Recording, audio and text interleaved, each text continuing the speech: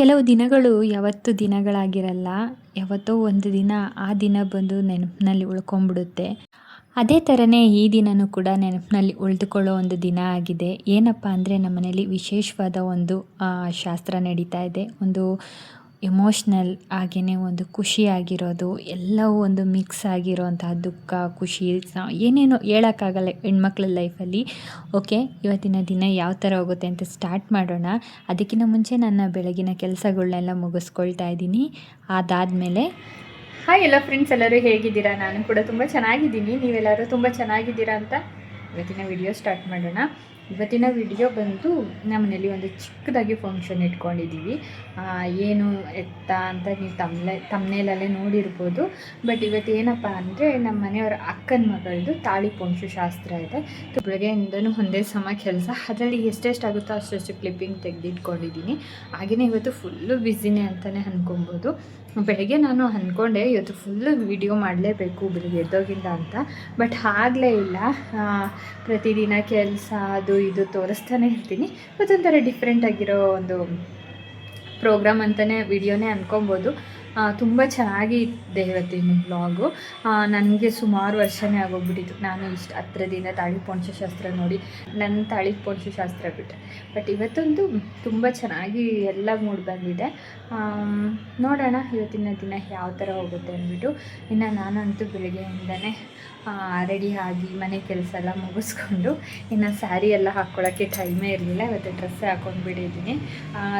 ಯಾಕಂದರೆ ಇನ್ನು ನಾನೇ ರೆಡಿ ಮಾಡಿದ್ದು ಹುಡುಗಿಗೆಲ್ಲ ಅಲ್ವಾ, ಲೇಟ್ ಆಗಿಬಿಡುತ್ತೆ ಅಂತ. ಇನ್ನು ಯಾವ ಥರ ರೆಡಿ ಮಾಡಿದ್ದೀನಿ ಅಂತ ವಿಡಿಯೋದಲ್ಲಿ ತೋರಿಸ್ತೀನಿ. ಕಂಪ್ಲೀಟ್ ರೆಡಿ ಮಾಡಿರೋ ವಿಡಿಯೋ ಎಲ್ಲ ತೊಗೊಳ್ಳಿಲ್ಲ. ಎಲ್ಲರಿಗೂ ಕ್ಯಾಮ್ರಾ ಮುಂದೆ ಬರಬೇಕು ಅನ್ನೋ ಇಷ್ಟ ಆಗಲ್ಲ. ಮತ್ತು ನಾನು ಯಾರನ್ನೂ ಕೇಳಲಿಕ್ಕೆ ಹೋಗಲ್ಲ ವಿಡಿಯೋ ಮಾಡಲ ಅಂತ. ನನಗೆ ಎಷ್ಟಾಗುತ್ತೋ ಯಾರಿಗೆ ಗೊತ್ತಾಗುತ್ತೆ. ಕೆಲವರು ಮಾಡ್ತಾ ಇದ್ದಂಗೆ ವಿಡಿಯೋ ಮಾಡ್ತಾ ಇದ್ದಂಗೆ ಕೆಲವರು ಒಂಥರ ಮುಖ ಮಾಡ್ಕೊಳ್ತಾರಲ್ಲ, ಅಂಥವ್ರು ನಾನು ವಿಡಿಯೋ ಮಾಡಲಿಕ್ಕೆ ಹೋಗಲ್ಲ. ಇನ್ನು ಕೆಲವ್ರು ನಾರ್ಮಲ್ ಆಗಿರ್ತಾರಲ್ಲ, ಅಂಥವ್ರನ್ನ ವಿಡಿಯೋ ಮಾಡ್ತೀನಿ. ಇವತ್ತು ಆದಷ್ಟು ವಿಡಿಯೋ ಮಾಡ್ಕೊಂಡಿದ್ದೀನಿ. ಇನ್ನು ಬೆಳಗ್ಗೆನೇ ಅಡುಗೆನೂ ಅಷ್ಟೇ ಹೊರಗಡೆ ಒಪ್ಪಿಸ್ಬಿಟ್ಟಿದ್ವಿ. ಇನ್ನು ಏನೇನು ಅಡುಗೆ ಎಲ್ಲನೂ ಈ ವಿಡಿಯೋದಲ್ಲಿ ಬರುತ್ತೆ. ಅದಕ್ಕಿಂತ ಮುಂಚೆ ಯಾರ್ಯಾರು ಈ ವಿಡಿಯೋ ನೋಡ್ತಾ ಇದ್ದೀರೋ ಪ್ಲೀಸ್ ಒಂದು ಲೈಕ್ ಮಾಡ್ಕೊಳ್ಳಿ, ಹೊಸಬ್ರಾಗಿದ್ದರೆ ಸಬ್ಸ್ಕ್ರೈಬ್ ಮಾಡ್ಕೊಳ್ಳಿ ಅಂತ ಹೇಳ್ತಾ ಬನ್ನಿ ಇವತ್ತಿನ ವಿಡಿಯೋ ಒಳಗಡೆ ಹೋಗೋಣ.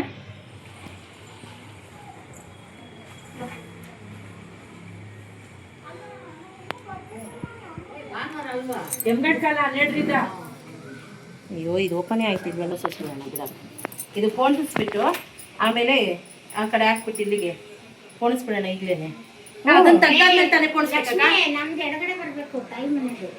ಈಗ ಬಂದು ನನ್ನ ಹಸ್ಬೆಂಡ್ ಇದ್ದಾರಲ್ಲ, ಅವರು ಎರಡನೇ ಅಕ್ಕನ ಮನೆ ಇದು. ಇವತ್ತು ತಾಳಿ ಪೊಂಚು ಶಾಸ್ತ್ರ ಇಲ್ಲಿ ಮಾಡ್ತಾ ಇದ್ದೀವಿ. ಕಾರಣ ಏನಂದರೆ ನಮ್ಮ ಮನೇಲಿ ಯಾವುದೇ ಥರ ಶುಭ ಕಾರ್ಯಗಳು ಮಾಡೋಂಗಿಲ್ಲ. ಅಂದರೆ ಈ ಥರ ತಾಳಿ ಪೊಂಚು ಶಾಸ್ತ್ರ ಆಗಲಿ ಹಬ್ಬಗಳಾಗಲಿ ನಾವು ಒಂದು ವರ್ಷ ಮಾಡೋಂಗಿಲ್ಲ. ಆ ಕಾರಣಕ್ಕೋಸ್ಕರ ಇವತ್ತು ಅಕ್ಕನ ಮನೇಲಿ ಇಟ್ಕೊಂಡಿದ್ದೀವಿ. ಹಾಗೆಯೇ ಊಟ ಗೀಟ ಎಲ್ಲ ಬಂದು ನಮ್ಮ ಮನೆಯಲ್ಲ ಇಟ್ಕೊಂಡಿದ್ದೀವಿ. ಯಾಕಂದರೆ ಏನೂ ಮಾಡಲಿಲ್ಲ ಅಂದರೆ ಚೆನ್ನಾಗಿರಲ್ಲ, ನನಗೆ ಸಮಾಧಾನ ಅನಿಸಲ್ಲ ಅನ್ನೋದಕ್ಕೋಸ್ಕರ ಸರಿ ತಾಳಿ ಪೊಂಚು ಶಾಸ್ತ್ರ ಇಲ್ಲಿರಲಿ, ಊಟ ನಮ್ಮ ಮನೇಲಿ ಮಾಡಿಸೋಣ ಅಂದ್ಬಿಟ್ಟು ನಮ್ಮ ಮನೇಲಿ ಅಡುಗೆ ಮಾಡಿಸಿದ್ದೀನಿ. ಲೋಟ ಇಸ್ಕೊಂಡು ಅವನು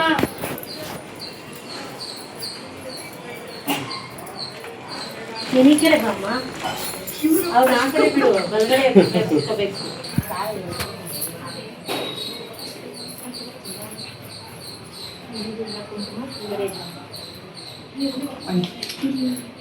ಅಕ್ಕ ಬನ್ನಿ, ಕುಂಕುಮ ಇಡಿ ಬನ್ನಿ.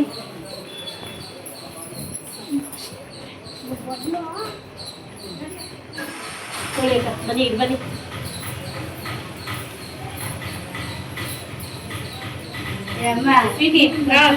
ಇದೆಲ್ಲ ನೋಡ್ತಾ ಇದ್ರೆ ಅವಳನ್ನ ಏನು ಅನಿಸುತ್ತೆ ಅಂದರೆ, ಮೊನ್ನೆವರೆಗೂ ನಾನು ಮದುವೆ ಆಗಿ ಬಂದಾಗ ಅವಳು ಚಿಕ್ಕ ಹುಡುಗಿ, ಅಂದರೆ ನನ್ನ ಪ್ರಕಾರ ಒಂದು 3rd ಸ್ಟ್ಯಾಂಡರ್ಡೋ 4th ಸ್ಟ್ಯಾಂಡರ್ಡೋ ಇದ್ಲು.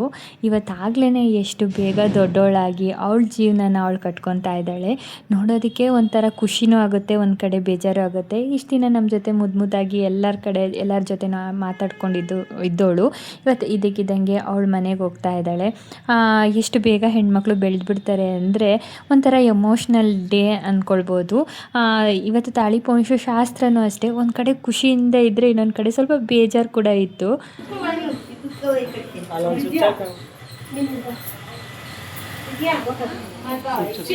ಇಲ್ಲಿ ಬಾ, ಇಲ್ಲೇ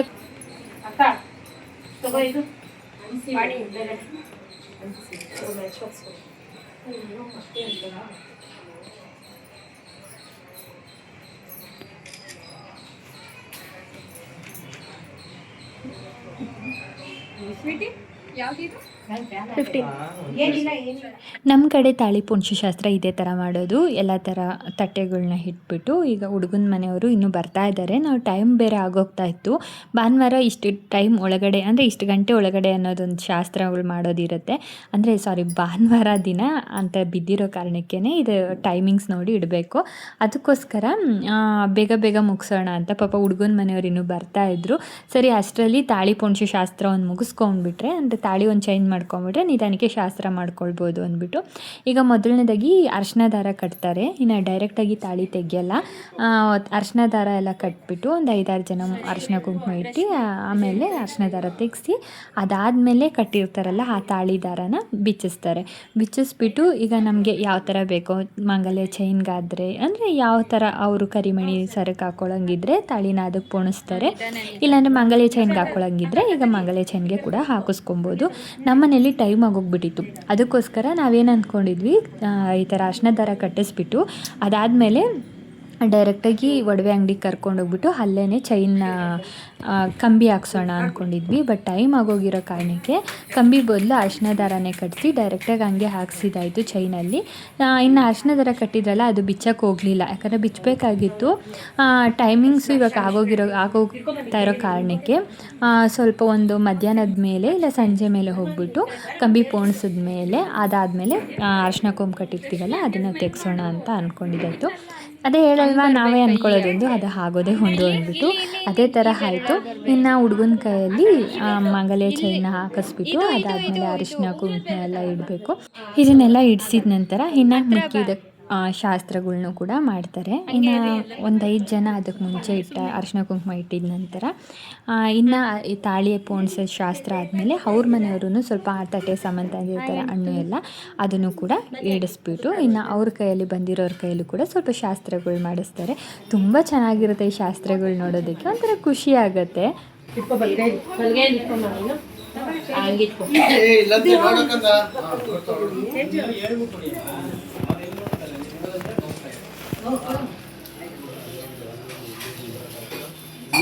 ಈ ಮದುವೆ ಅನ್ನೋದೇ ಹಾಗೆ ಅಲ್ವಾ. ಈ ಮದುವೆ ಅನ್ನೋದು 2 ಜೋಡಿಗಳು ಒಂದಾಗೋದಲ್ಲ, 2 ವ್ಯಕ್ತಿಗಳು ಒಂದಾಗೋದಲ್ಲ, 2 ಕುಟುಂಬಗಳು ಒಂದಾಗುತ್ತೆ, ಹಾಗೆ 2 ಮನಸ್ಸುಗಳು ಒಂದಾಗುತ್ತೆ, 2 ಪ್ರಪಂಚ ಅಂದರೆ ಒಂದು ಹುಡುಗಿ ಮನೆ ಪ್ರಪಂಚನೇ ಬೇರೆ ಥರ ಇರುತ್ತೆ, ಹುಡುಗನ ಮನೆ ಪ್ರಪಂಚನೇ ಬೇರೆ ಥರ ಇರುತ್ತೆ. ಅದೆರಡೂ ಒಂದಾದಾಗ ಎಷ್ಟು ದೊಡ್ಡ ಕುಟುಂಬ ಆಗುತ್ತೆ ಅಂದರೆ, ಈಗ ಅವ್ರು ಯಾರು ನಮಗೆ ಗೊತ್ತಿರಲ್ಲ, ನಾವ್ಯಾರು ಅವ್ರಿಗೆ ಗೊತ್ತಿರಲ್ಲ. ಬಟ್ ಆ ಒಂದು ಮದುವೆ ಅನ್ನೋ ಒಂದು ಇದರಿಂದ ಎಲ್ಲರೂ ಒಂದಾಗ್ತಾರೆ, ಎಲ್ಲ ನಮ್ಮವರೇ ಅನ್ನೋ ಥರ ಆಗೋಗ್ಬಿಡುತ್ತೆ. ಅಪ್ಪಿತಪ್ಪಿ ಅವರೆಲ್ಲ ದಾರಿಯಲ್ಲಿ ಸಿಗ್ತಾರೆ ಅಂದ್ಕೊಳ್ಳಿ, ಇವ್ರು ನಮ್ಮ ಫ್ಯಾಮಿಲಿಯವರು ಅನ್ನೋ ಥರನೇ ಬಂದುಬಿಡುತ್ತೆ. ಅದು ಎಷ್ಟು ಒಂಥರ ಮದುವೆ ಅನ್ನೋದು ಅಷ್ಟು ಎಮೋಷ್ನಲ್ ಆಗಿರುತ್ತೆ. ಹಾಗೆಯೇ ತುಂಬ ಚೆನ್ನಾಗಿ ಕೂಡ ಇವ್ರ ಮನೆ ಅಂದರೆ ಇವರ ಹುಡುಗನ ಮನೆಯವ್ರು ತುಂಬ ಚೆನ್ನಾಗಿ ಮಾತಾಡ್ತಾರೆ, ಎಲ್ಲರನ್ನೂ ನಮ್ಮವರು ಅನ್ನೋ ಥರ ಮಾತಾಡ್ತಾರೆ. ಕೆಲವರು ಇರ್ತಾರೆ, ಕೆಲವೊಂದು ಅಂದರೆ ಕೆಲವೊಂದು ಮನೆಗಳಿರುತ್ತೆ, ನನಗೆ ಅದನ್ನು ನೋಡಿದ್ದೀನಿ ಕೆಲವೊಂದು ಮನೇನ. ಯಾವ ಥರ ಅಂದರೆ ಹುಡುಗಿ ಹೋಗ್ಬಿಟ್ಟು ಅವ್ರ ಮನೇನ ಅವ್ರ ಕಡೆಯವ್ರ ಪದ್ಧತಿ ಥರನೇ ಇರಬೇಕು, ಇರಲಿ ಬೇಡ ಅಂತ ಅನ್ನಲ್ಲ. ಬಟ್ ಅವಳಿಗೂ ಒಂದು ಮನಸ್ಸಿರುತ್ತೆ, ಅವಳು ಒಂದು ಎಮೋಷ್ನಲ್ ಆಗಿ ಎಲ್ಲರನ್ನೂ ಬಿಟ್ಟು ಬಂದಿರ್ತಾಳೆ. ಎಲ್ಲ ನಮ್ಮ ಹುಡುಗ ಇದೇ ತಿನ್ನೋದು, ನೀನು ಅದನ್ನೇ ಮಾಡಿಕೊಡ್ಬೇಕು, ನಿನ್ಗೇನಿಷ್ಟ ಯಾರೂ ಕೇಳಲ್ಲ, ನಿನ್ಗೆ ಯಾವ ಥರ ಬೇಕು ಯಾರೂ ಕೇಳಲ್ಲ, ನಮ್ಮ ಹುಡುಗನಿಗೇನು ಇಷ್ಟನೋ ಅದೇ ಮಾಡಬೇಕು, ನಮ್ಮ ಮನೆಯಲ್ಲಿ ನಮ್ಮ ಇವ್ರಿಗೇನು ಇಷ್ಟನೋ ಅದೇ ಮಾಡಬೇಕು ಅಂತ ಕೆಲವ್ರ ಮನೇಲಿ ಇರುತ್ತೆ. ಅದನ್ನು ನಾನು ತುಂಬ ನೋಡಿಬಿಟ್ಟಿದ್ದೀನಿ, ಅದಕ್ಕೋಸ್ಕರ ಹೇಳೋದು. ಬಟ್ ಈ ಫ್ಯಾಮಿಲಿ ಅಂತೂ ಸೂಪರ್ ಫ್ಯಾಮಿಲಿ. ಎಲ್ಲ ಹುಡುಗಿಗೆ ಈ ಸ್ಟಾರ್ಟಿಂಗಲ್ಲಿ ಏನು ಬೇಕು ಏನು ಬೇಡ ಎಲ್ಲನೂ ಗಮನಿಸ್ಕೊಳ್ತಾರೆ. ತುಂಬ ಲಕ್ಕಿ ಗರ್ಲ್ ಇವಳು, ಯಾಕಂದರೆ ಅಂಥ ಕುಟುಂಬ ಸಿಗೋಕ್ಕೆ ತುಂಬ ಪುಣ್ಯ ಕೂಡ ಮಾಡಿರಬೇಕು. ಇದೇ ಥರ 100 ಕಾಲ ಚೆನ್ನಾಗಿರಲಿ ಅಂತ ನಾನು ಆಶಿಸ್ತೀನಿ. ಅವರಿಬ್ಬರನ್ನೂ ಫ್ಯಾಮಿಲಿಯನ್ನು ಅಷ್ಟೇ ತುಂಬ ಚೆನ್ನಾಗಿ ಎಲ್ಲನೂ ಹೊಂದ್ಕೊಂಡು ಹೋಗಲಿ ಅಂತಲೂ ಕೂಡ ಅಂದ್ಕೊಳ್ತೀನಿ. ಅಷ್ಟು ಚೆನ್ನಾಗಿರಲಿ ಈ ಕುಟುಂಬ, ಇನ್ನು ಮುಂದಕ್ಕೆ ಇನ್ನೂ ಹೆಚ್ಚೆಚ್ಚು ಇವರಿಗೆ ಆಯುಷ್ಯ ಆರೋಗ್ಯ ಎಲ್ಲನೂ ಕೊಡಲಿ ಅಂತ ಕೇಳ್ಕೊಳ್ತೀನಿ. ಯಾಕೆ ಅಂದರೆ ಇದು ತುಂಬ ಸಿಂಪಲ್ ಆಗಿರೋ ವಿಷಯ ಅಲ್ಲ, ಒಂದು ಹೆಣ್ಣು ತನ್ನ ತವ್ರ ಮನೇನ ಬಿಟ್ಬಿಟ್ಟು ಬರಬೇಕು ಅನ್ನೋದು. ಯಾಕೆ ಅಂದರೆ ಗಂಡು ಮಕ್ಕಳು ಹೆಂಗೆ ಬೆಳೆದಿರ್ತಾರೋ ಅವ್ರ ಮನೇಲಿ, ಅದಕ್ಕಿಂತ ಹೆಚ್ಚಾಗಿ ಹೆಣ್ಮಕ್ಳನ್ನ ತವ್ರ ಮನೇಲಿ ಪ್ರೀತಿ ಮಾಡ್ತಾ ಇರ್ತಾರೆ. ಯಾಕಂದರೆ ಹೆಣ್ಮಗು ಬೇರೆ ಮನೆಗೆ ಹೋಗುತ್ತೆ ಅನ್ನೋ ಕಾರಣಕ್ಕಲ್ಲ, ಹೆಣ್ಮಕ್ಳು ತೋರಿಸೋ ಪ್ರೀತಿ ಕಾಳಜಿ ಅದಕ್ಕೋಸ್ಕರ ತವ್ರ ಮನೆಯವರು ಹೆಣ್ಮಕ್ಳನ್ನ ತುಂಬ ಇಷ್ಟಪಟ್ಟಿರ್ತಾರೆ. ಹಾಗೆಯೇ ಎಲ್ಲ ಥರನೂ ಸೌಕರ್ಯ ಕೂಡ ಕೊಟ್ಟಿರ್ತಾರೆ ತವ್ರ ಮನೆಯಲ್ಲಿ. ಅದಕ್ಕೆ ತವ್ರ ಮನೆಯವ್ರಿಗಾಗಲಿ ಯಾರಿಗೇ ಆಗಲಿ ಈಗಿನ ಇದರಲ್ಲಿ ಹೆಣ್ಮಕ್ಳಂದರೆ ತುಂಬ ಇಷ್ಟಪಡ್ತಾರೆ. ಹೆಣ್ಮಗು ಹುಟ್ಟಿದೆ ಅಂದರೆ ಆ ಮನೆಯಲ್ಲಿ ಫಸ್ಟೆಲ್ಲ ಅಂದ್ಕೊಳ್ತಾಯಿದ್ರು ಅಯ್ಯೋ ಖರ್ಚು ಜಾಸ್ತಿ ಅಂತ. ಇವಾಗ ಹಂಗಲ್ಲ, ನಮ್ಮ ಮನೆಗೆ ಮಹಾಲಕ್ಷ್ಮಿನೇ ಬಂತು ಅಂತ ಕೂಡ ಅಂದ್ಕೊಳ್ತೀವಿ. ಅಷ್ಟು ಹೆಣ್ಮಕ್ಳ ಮೇಲೆ ಈ ನಡುವೆ ಪ್ರೀತಿ ಜಾಸ್ತಿ ಆಗಿದೆ, ಇನ್ನು ಕೇರಿಂಗ್ ಜಾಸ್ತಿ ಆಗಿದೆ. ಅವರಿಗೆ ಧೈರ್ಯ ಕೂಡ ನಾವು ಜಾಸ್ತಿಯಾಗಿ ಕೊಡಲೇಬೇಕು.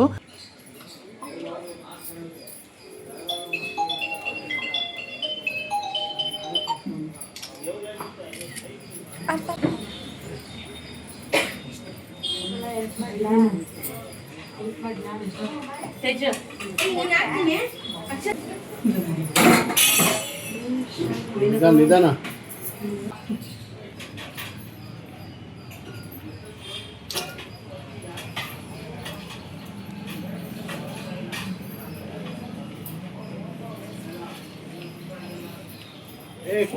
ಎತ್ಕೋ ಅವರೇ ಎತ್ತೀವಿ. ಹಂಗಲ್ಲ, ಹಿಂಗೆ ತೊಂದರೆ ಏನಿಲ್ಲ, ಹಂಗೆ ಏನು ತೊಂದರೆ ಇಲ್ಲ. ಮೈಸೂರು ಪಾಕ್ ಎತ್ಕೊಳ್ಳೋ, ಮೈಸೂರಿನವ್ರು ಮೈಸೂರು ಪಾಕ್ ಎತ್ಕೋಬೇಕು. ಆಯ್ತು, ಅದಕ್ಕೆ ಆಯ್ತು ಒಂದು ತಿನ್ ಖಾಲಿ ಮಾಡು. ಎದ್ದಾಡ್ಬೇಕಂದ್ರೆ ಖಾಲಿ ಮಾಡಿ ಬಂದ್ಯಾ ಆರ್ತಿ ಆಡಾಕಿ ಹೇಳ್ರಿ.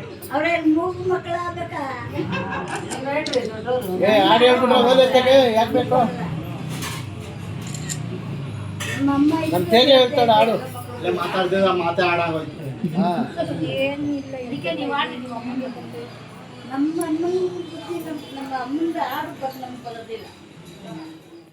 ಹೆಣ್ಮಕ್ಳು ಹೆಂಗಪ್ಪ ಅಂದರೆ ಬೆಳೆದು ದೊಡ್ಡವರಾದ್ರೂ ಇವರು ದೊಡ್ಡವರಾಗವ್ರೆ ಅಂತ ಅನಿಸೋದೇ ಇಲ್ಲ.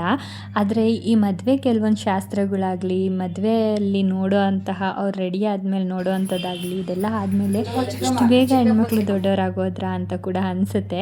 ಯಾಕಂದರೆ ಇವಳು ನಾನು ನೋಡಿದಾಗ ಚಿಕ್ಕ ಮಗುನೇ, ಒಂದು 4th ಸ್ಟ್ಯಾಂಡರ್ಡ್ ಅನ್ನಲ್ಲ, 4th or 3rd ಸ್ಟ್ಯಾಂಡರ್ಡು ಇದ್ಲು.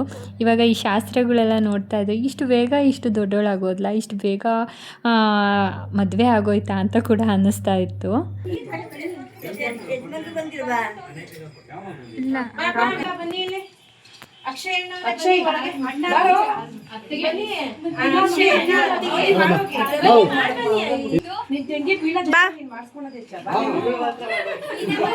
ಇನ್ನು ಇಲ್ಲೆಲ್ಲ ಮುಗಿಸ್ಕೊಂಡು ಶಾಸ್ತ್ರಗಳೆಲ್ಲ ಆಗಿದ ನಂತರ ಇಲ್ಲಿ ಸ್ವೀಟು ಖಾರ ಕೂಡ ಕೊಟ್ಟರು. ಇಲ್ಲಿ ಸ್ವೀಟು ಖಾರ ಎಲ್ಲ ತಿಂದ್ಬಿಟ್ಟು ಇನ್ನು ಮುಂದಿನ ದಾರಿ ನಮ್ಮ ಮನೆ ಕಡೆಗೆ ಹೋಗಿ ಅಲ್ಲಿ ಊಟ ಕೂಡ ಬಂದ್ಬಿಟ್ಟಿತ್ತು. ಆಗಲೇ ನನ್ನ ಹಸ್ಬೆಂಡ್ ಹೊರಟೋಗ್ಬಿಟ್ಟಿದ್ರು ಅದು ಊಟ ಎಲ್ಲ ರಿಸೀವ್ ಮಾಡ್ಕೊಳ್ಳೋದಕ್ಕೆ.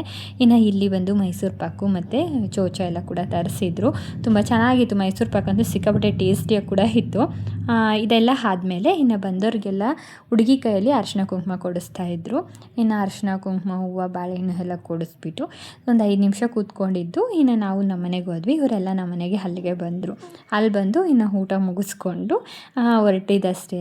ಇನ್ನು ಅಲ್ಲಿ ಊಟ ಏನೇನು ಬಂದಿತ್ತು ಅಂತ ವಿಡಿಯೋದಲ್ಲಿ ತೋರಿಸ್ತೀನಿ.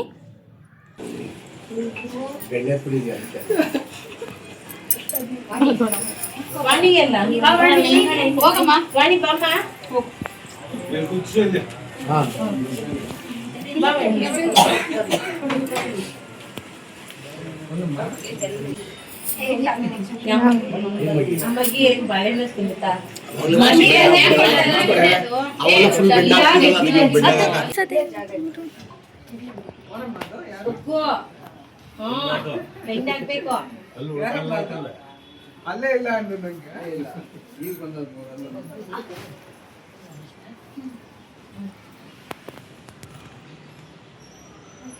ನಿಮ್ಮ ಮತ್ತೆ ಕೊಡಪ್ಪ.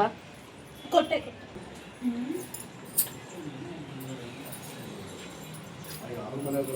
ಜಮ್ನ ಸರಿ.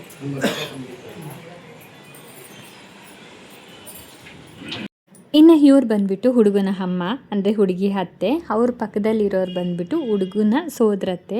ಇನ್ನು ಹುಡುಗಿ ಯಾವ ಥರ ಕಾಣಿಸ್ತಾ ಇದ್ದಾಳೆ ಅಂತ ಕಮೆಂಟ್ ಮಾಡಿ. ಸಿಂಪಲ್ಲಾಗಿ ರೆಡಿ ಆಗಿದ್ರು ತುಂಬ ಚೆನ್ನಾಗಿ ಕಾಣಿಸ್ತಾ ಇದ್ಲು.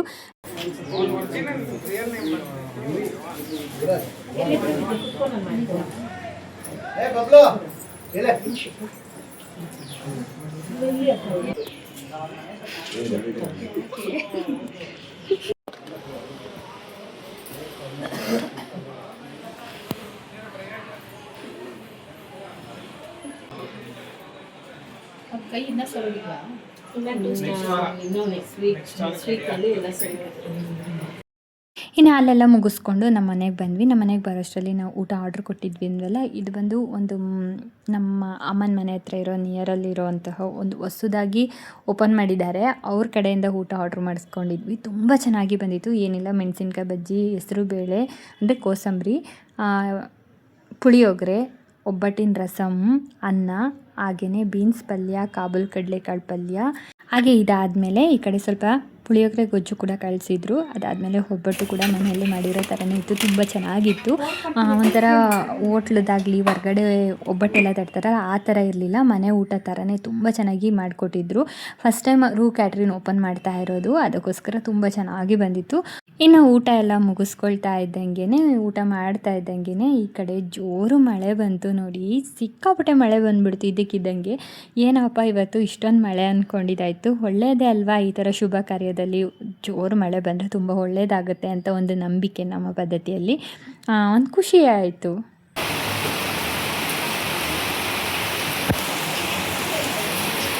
ಚೆನ್ನಾಗಿ ಇವತ್ತೇ ಜೋರಾಗಿ ಬರ್ತಾಯಿತ್ತು ಇಷ್ಟೊಂದು.